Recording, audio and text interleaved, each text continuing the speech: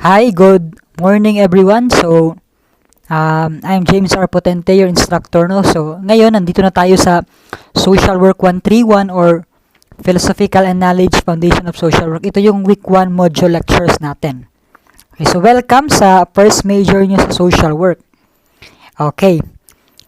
So, first muna tayo sa mga discussion natin is sa mga typical and common terms na may encounter natin sa social work, which is social welfare, social services, and of course, the social work. So, social welfare, ano yung kaibahan ng social welfare, kaibahan ng social services, and social work? Okay, so, social welfare, muna tayo, social services and social work, sometimes na use siya interchangeably. No, kasi madalas natin yan naririnig. So, while these concepts are interrelated, each has its own meaning. Different po yung meaning niya. And dapat ma-understand po natin ito ngayon, especially in the context of social work major, especially sa inyo as social work majors. So, let us first define ano yung social welfare. So, kasi yung pinaka-generalized term kasi dito is yung social welfare. So, here there are a lot of authors who define ano yung social welfare. But, gusto ko yung sinabi ng dito na covers practically everything that men do for the good of society. Kumbaga, yung social welfare, ito yung pangkalahatan na ginagawa talaga ng tao. Meron tayong mga tao gusto tayong tumulong, no, gustong maging mabuti. Kaya yan yung social welfare. So, Gertrude Wilson characterized social welfare as an organized concern for all people. Okay? Of all people and for all people. So, dinefine din ito ni Walter Friedlander as the organized system of social services and institutions designed to aid individuals and groups to attain satisfying standard of life and health. And of course, according to Elizabeth Wickenden, social welfare includes those laws, programs, benefits, and services which assure to strengthen provision for meeting social needs recognized as basic to the well-being of population and the better functioning of social order. So, indeed, ito yung social welfare. Okay, so we find in the foregoing definitions essentially one idea that social welfare encompasses well-being. So, ito rin, ang purpose kasi ng social welfare is matulungan yung tao, no? Not just physically, but also mentally, emotionally, socially, and economic and spiritual well-being. Regarding that, if you have a question, mapapatanong tayo sa atin, no? With this kasi, ito kasi yung purpose kasi ng society. Lahat ng society aspires social welfare. Now, society responds to the unmet needs or problems through the following ways. First is individual and group efforts. No? This refers to the voluntary efforts undertaken by individuals and groups in response to the unmet needs of people in the community. Another is the major societal institutions, no, which have been designated rules and responsibilities for meeting human needs. So, meron tayong mga institutions, no? So, dito kasi sa first individual and group efforts, no, individuality lang. Kumbaga, kung gusto ng isang tao tumulong, tutulong siya. And dumating sa panahon din that society responds by institutions na. So, society responds to the unmet need problems of the people in the society through institutions. So, ang daming institutions tayo nakikita sa society natin. We have family as an institution, the smallest basic unit institution in the society, family, the church, the government, the cooperatives, and of course, labor unions are major institutions. And of course, we have also here, no, social agency. So, it is an integral part of communities' institutionalized network of services for its members. Now, there are also two views of conception of social welfare. Ito yung mga nakikita ng tao na two views. First of that is residual formulation.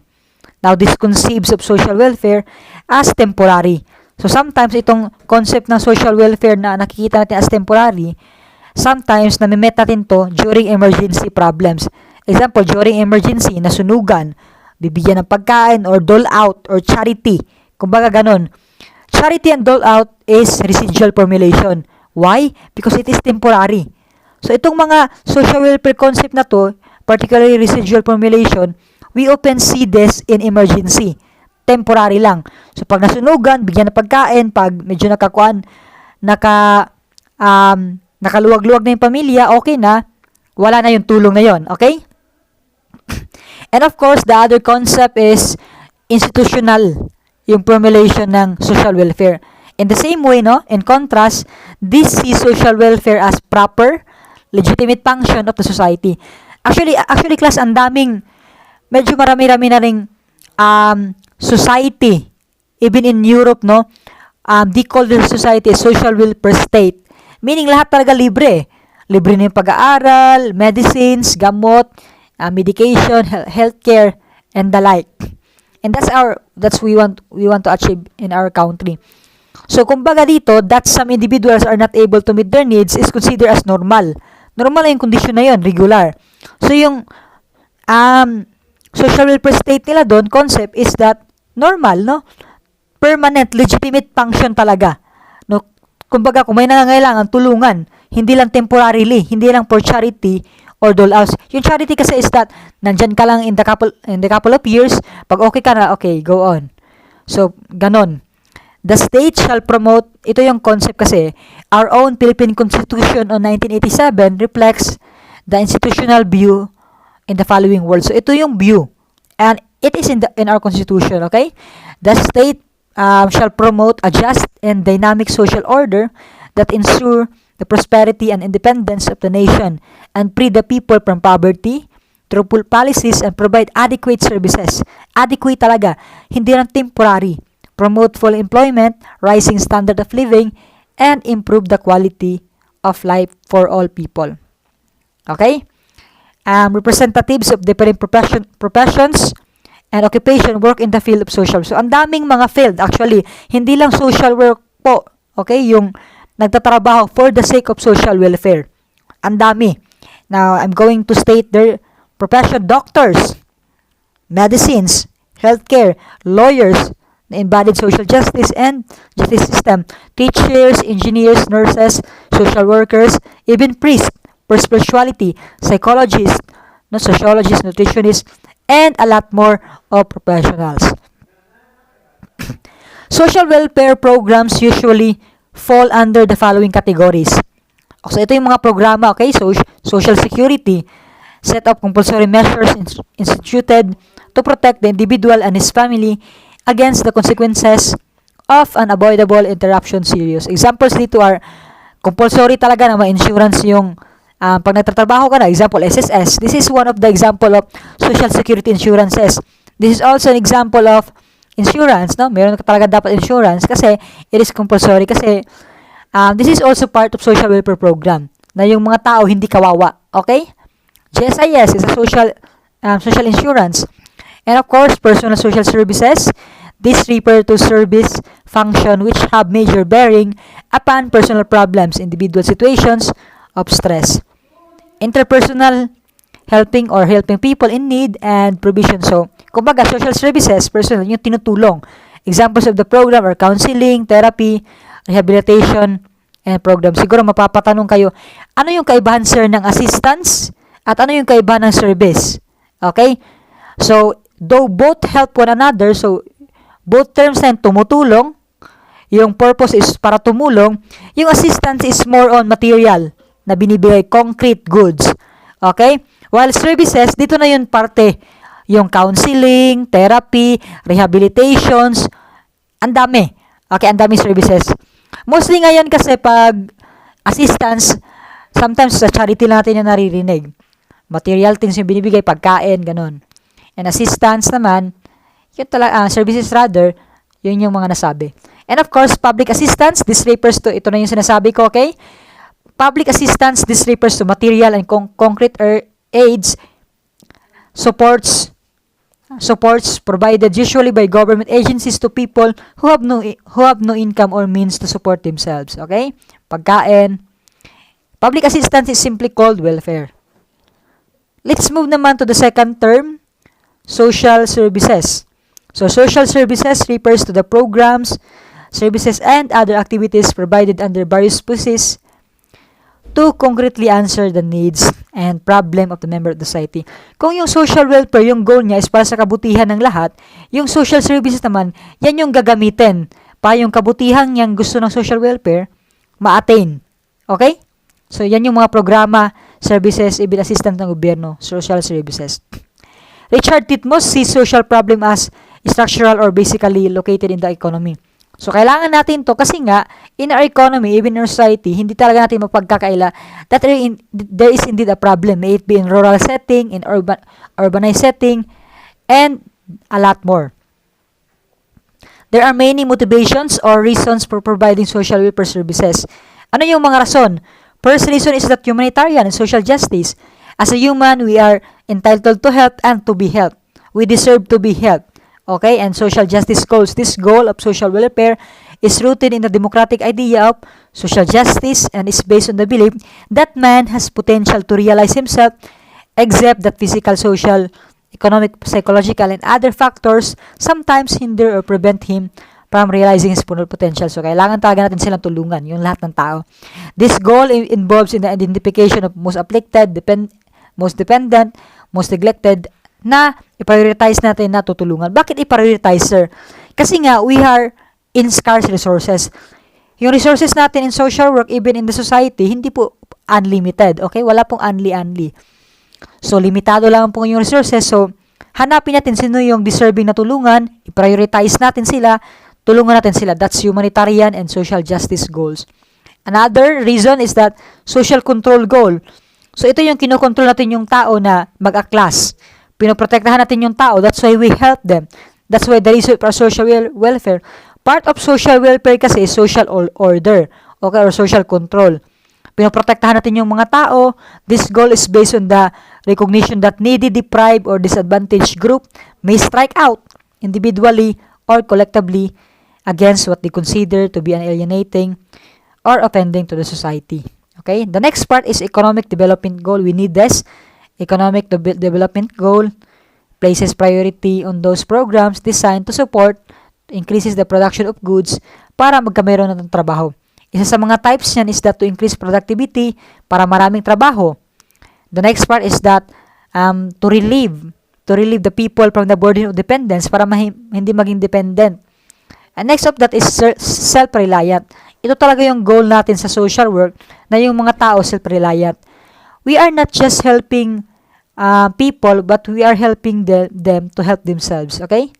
So, having defined social welfare and services, social services, what then is social work? So, I will read here to you, according to the Republic Act 4373. So, this is the social work law, an act to regulate the practice of social work and the operation of social work agencies in the Philippines and for other purposes. So, i-define natin ano yung social work profession. Social work profession in which primarily concerned with organized social service activity aim to facilitate, strengthen basic social relationship and mutual adjustment between individuals and their social environment for the good of individual and for the society for the use of social work methods. So, yung social worker is a practitioner who by accepted academic training and social work professional possesses the skill to achieve the objective as defined by the set of social work profession through the use of basic methods and techniques of social work, casework, group work, and community organization, which are designed to enable individuals and groups and communities to meet their needs and to solve the problems or adjust to the hanging pattern of society and through coordinated action to improve economic and social conditions, and is connected with an organized social work agency which supported partially and wholly from government and community solicited. And of course, we have social work agency. Social work agency is a person, corporation, or organization, private or governmental, that engages mainly and generally or represent itself to engage social welfare work, whether case work, group work, and community work, and obtains its finances either totally or in partial from any agency or instrumentality of the government and or the community by direct and indirect solicitation and funds, drives, and private endowment. So, yun po yung meaning ng social work according to RA 4373 or social work law. Dinefine doon yung social work profession, social worker, at yung social work agency. Okay? So, kaya tayo tumutulong. Why do people experience this difficulty? So, tumutulong po yung social work kasi nga may problema yung mga tao. We cannot deny that. So, why do people experience these difficulties? In general, social functioning problems are caused by any of the following. So, by the way, ang function pala ng social work is a profession concerned with the one's adjustment to his environment. So, tinutulungan natin yung tao para maka-adjust sa environment niya. This is referred to as person social functioning, which result from the... So, para yung tao maka-perform talaga socially. One of the problems are caused by personal inadequacies. Okay, so yung tao may sakit, maybe ganon, na hindi siya makakope sa demands ng environment niya. Or maybe, hindi problema ng tao, but problema ng situation or sa environment. And ito yung condition which are beyond man's coping capacities. Next is the both talaga. May problema personally and of course, situational problems. Okay? So, social work. Okay, social work is not a miss or hit trial and error method of helping people. But professional kasi tayo. Our service is based on the knowledge and skills as basis for engaging people in problem solving. So, para tayong scientific method. We have scientific way of helping people. That's why sa damakmak na interview, assessment, diagnosis, data gathering, no, evaluation, study, no, and validating. Ang dami natin. Sometimes nga tayo ng mga social worker, parang nasasabi, ito na yung nasasabihan tayo na sila na naman yung mga interviewer. Totoo naman, pero hindi lang yan yung social work, okay? Dinefine dito ng United States Council on Social Work Education, has its definition in social work. Social work seeks to enhance the social functioning of individuals singly and in groups by activities focused upon their social relationships, which constitutes interaction between man and his environment. And on June 27, 2001, then dinefine ito ng IASSW. Okay, social work profession promotes social change, problem solving in human relations, and empowerment of people to enhance their well-being. Okay? So, by the way, social work was passed on the Congress on June 19, 1965. We call it right now Republic Act number 4373. Okay? 4373 on the Congress, the law by the Congress on 1965. The act of elevating social work to a profession. So, by that, no, we have a license. Okay? May lisensya po tayo. We are a professional by profession. So, ano yung kaibahan pala ng profession at saka occupation? Have you ever wondered that kind of terms or your word, that kind of word? Maybe that's as an assignment, okay? So, certainly, the term social work is still mistakenly used, referring to acts of charity or philanthropy. Actually, nakiklaim kasi yung concept ng social work dito na philanthropy tayo, charity, pero hindi lang ganon. Kasi nga sinabi ko na sa inyo that yung charity at philanthropy, if you are familiar to those mga philanthropies, nagbibigay lang sila. Pagkatapos nilang magbigay, tapos, hindi pa ganon yung social work. Sometimes po, kahit natapos na yung pagbibigay natin, we still assist those people at tinulungan natin kung okay pa ba sila. Kung hindi okay, we still engage in help to them hanggang sa makatulong talaga sila sa sarili nila. Hindi lang sila puro charity, tanggap ng tanggap lang.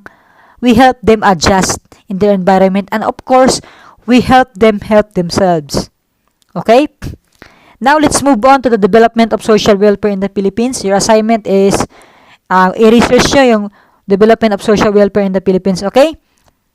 Let's move this. So, Filipinos before live in barangays during prehistoric eras.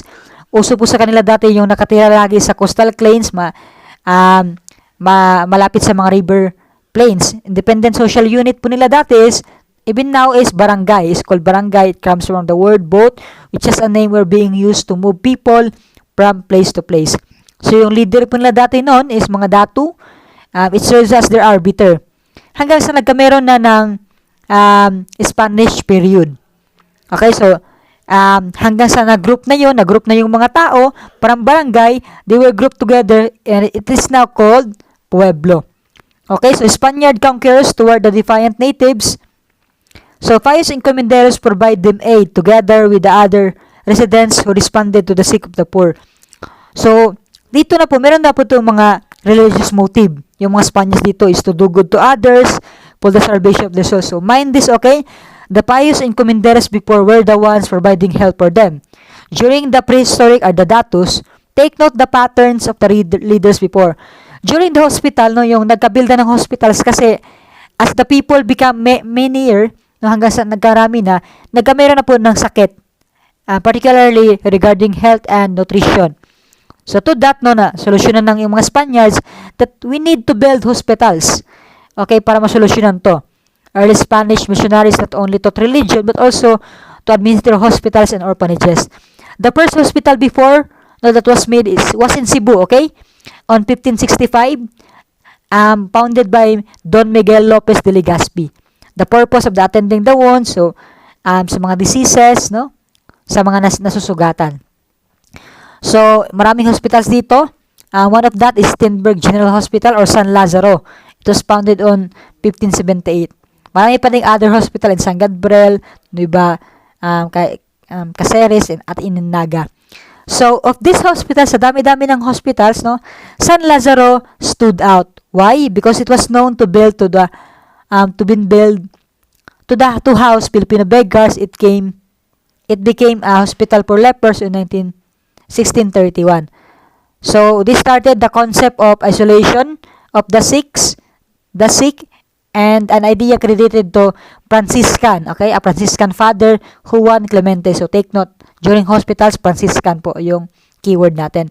Leper Hospital also in Cebu in 1815. A lot more hospitals that was built. Also, we have here also asylums and orphanages for the orphans. Ang daming na-build nila ng orphanages. Yung nagbasimuno dito is yung mga Augustinian fathers. Okay, so in 1882, an orphanage for girls in Mandaluyong and for boys in Tambobong were founded by Augustinian fathers. Much later, madami pang na-build, Nuestra de la Consolacion, and a lot more. In 1885, the Asilo de San Vicente de Paul, an asylum for the girls, was established, offering religious instruction, primary education, and training house to its inmates. Now, this institution became well known, the Asilo de San Vicente de Paul, because they will become well known because of good management and training and discipline with its ward. And of course, there is also Hospicio de San Jose, was founded on 1882, originally to house the aged or the orphans, yung mga nakakatanda. And of course, schools din, no, nag-build din yung Spaniard ng mga paaralan. So, first parochial school of Cebu in 1565, kasabay po ng hospital po in Cebu din. So, kasabay po yung hospital na built at saka yung first parochial school of Cebu in 1565, founded by Augustinians. Okay, so Augustinians na naman po nang nagpanukala ng mga schools. Okay, so Christian religion, Spanish culture, language, music, writing, reading, and arithmetic. Vocational courses, of course, as well. And of course, here in 1859, the Jesuits na naman, okay, dito sa nag-open ng Ateneo de Manila. Originally, charity school called Obras Pias. Okay, and a lot more of schools were built. And of course, no, nagkameron na dito ng outbreak, no, so dito na rin yung Filipino soldiers will needed medical care. So, religious orders like Hermanos responded to several women provided leadership in nursing. So, dito na rin po makikita natin yung contribution ni Jose Rizal sa social welfare development ng Pilipinas. So, di ba, naging doktor siya, he is helping to provide medical services. And of course, in 1899, dito po first na-establish yung Red Cross, okay? The National Association of Red Cross was organized in 1899 to provide medical supplies and food to the revolutionaries in provinces in Luzon. And of course, we move on to American period. Okay, so the American occupies the country in 1899 and introduced the new educational system, new health methods, and religious freedom. In 1902, an epidemic, bubonic plague, cholera, smallpox, na nagkameron ng epidemic during 1902. Insular Board, okay? So, 1902, the civil government created the agency, the Insular Board, to coordinate, supervise private institution engaged in social welfare. Now, this agency was composed of government, mental health officials, therefore affected important programs in the health field such as regulation of practice of medicine and establishment of provincial and health boards.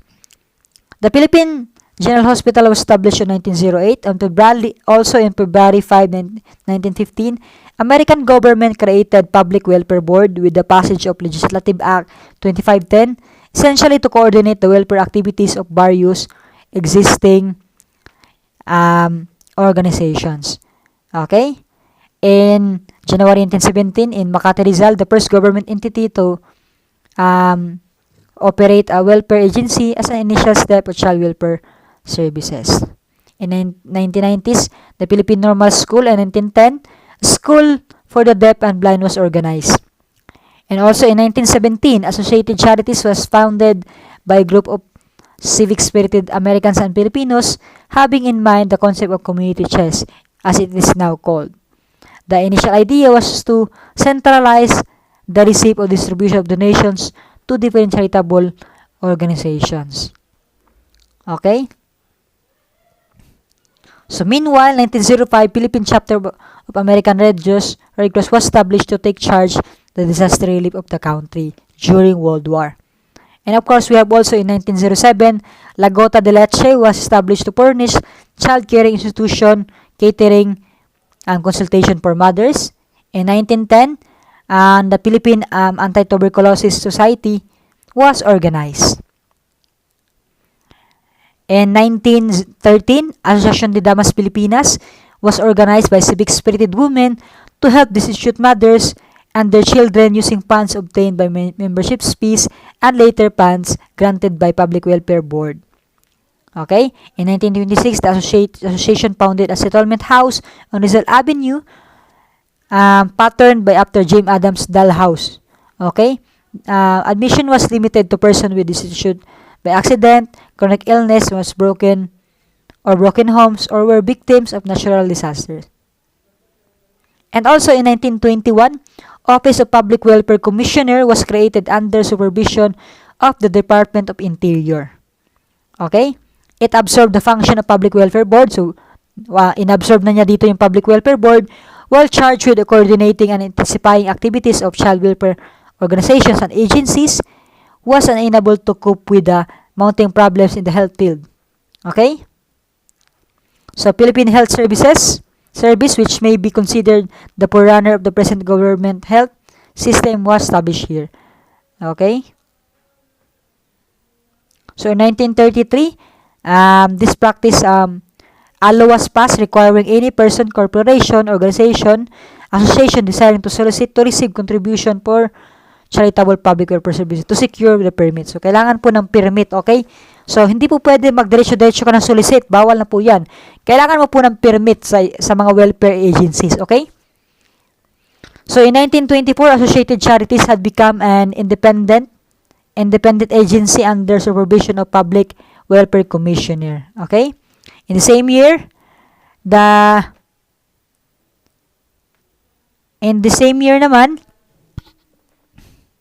1924, Philippine Legislature passed the law, Philippine Legislative Act 3203, relating care and custody of neglected and delinquent children and providing probation officers for them. In 1926, some of the children in the government orphanage in Makati were transferred to Welfareville. A 50-hectare compound. This is a 50-hectare compound in San Felipe, now Mandaluyong, founded by Dr. Rizal Padilla, visited by the Division of Dependent Children. Okay? So here, the administration. So, merong isang, the social welfare in the Philippines was marked by significant development when Frank Morphy became governor in 1933. So, ang daming scholarship na nabigay dito. May ibang Pilipino na nakapag-aral sa ibang bansa because of the Frank Morphy. Ang daming na itulong ni Frank Morphy. Housing, health centers, and a lot more na itulong niya. Okay? So, dito. So, nagkameron na dito ng isang social welfare revival in Tondo. We call it ZOTO or Zone 1 Tondo Organization. National Economic Protectionism Association, NEPA, organized to promote home industries. Okay, so, Office of the Public Welfare Commissioner under its Director, Jose Pabilia, Associated Charities when able to cope, and the number of applicants for relief and other services of operation made by Public Welfare Commissioner. Okay, so another no, the latter was done no, during also by the help of kaya nabuo po yung Insular Relief Agency to provide material services is according na rin po sa help ni Jose Pajara Martinez, okay, who had obtained a diploma in social work from the New York School of Social Work in 1921, worked for the Public Welfare Board, where she started to introduce scientific approach in social work and was detailed to associated charities. Morpheus Administration social welfare programs marked by the first time the government assumed full responsibility for the relief of the distress due to any cost. Okay? So, Commonwealth period naman tayo. It's according major changes in the Philippines and the political and social life took place as a result of Filipinos taking the reins. So, dito na po yung the moment, diba, na yung Filipinos na yung humawak. Specifically in the fields of health, welfare programs, such as rural.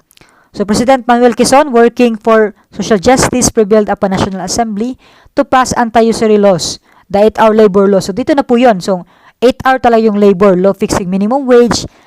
Nabuo po ito sa panahon ni Manuel Quezon. Okay? Mayroon na insurances, pensions, and the like. In 1940, the Office of the Commissioner of Health and Public Welfare was abolished and replaced by Department of Health and Public Welfare. In 1941, executive order established under the Bureau of Public Welfare or new department, a public assistance service, which took over activities that used to perform by associated charities. So, yung associated charities po, no, naging public assistance service na rin po. Okay?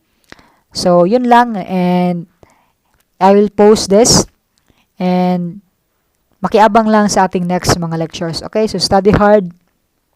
Thank you.